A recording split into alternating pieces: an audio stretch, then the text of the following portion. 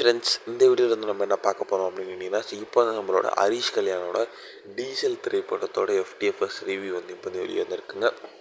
So அந்த ஒரு விஷயத்தை பற்றி அந்த வீடியோ டீட்டெயிலாக பேச போகிறோம். இப்போ நம்மளோட ஹரிஷ் கல்யாண் வந்து படிப்படியாக வந்து முன்னேறிட்டே இருக்கார் அப்படின்னு சொல்லலாம். ஸோ அவரோட திரைப்படங்கள் எல்லாமே வந்து இப்போ வந்து சூப்பராக போயிட்டுருக்கு. ஒரு பார்க்கிங், லப்பர் பந்து, அந்த ஒரு இப்போ வந்து டீசல்.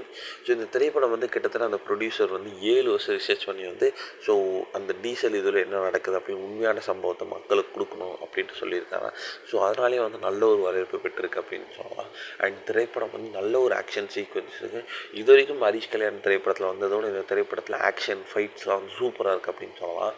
அண்ட் திரைப்படத்தில் செம்ம பெரிய ட்விஸ்டெலாம் வந்து அமைஞ்சிருக்கு அப்படின்னு சொல்லலாம். அண்ட் நம்ம தமிழ்நாட்டுக்கு தேவையான சூப்பரான சோஷியல் மெசேஜும் வந்து சொல்லியிருக்காங்க. ஸோ நம்ம ஊர்லேயே நடக்கிற விஷயங்கள் வந்து நம்ம கண்ணுக்கு தெரியாத விஷயங்கள்லாம் வந்து டீசல் திரைப்படத்தில் அமைஞ்சிருக்கு அப்படின்னு சொல்லலாங்க.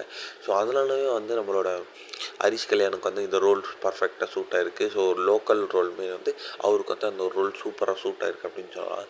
அண்ட் அவரோட ஆக்டிங் வழக்கம் போல் ஒவ்வொரு திரைப்படத்துலையும் சூப்பராக போயிட்டுருக்கு. அந்த விஷயம் டீசல் திரைப்படம் வந்து அவரோட கரியர்லேயே ஒன் ஆஃப் த பெஸ்ட் அப்படின்னு சொல்லலாம். ஸோ அந்த வகையில் டீசல் திரைப்படம் நல்ல ஒரு வரவேற்பு பெற்றிருக்கு.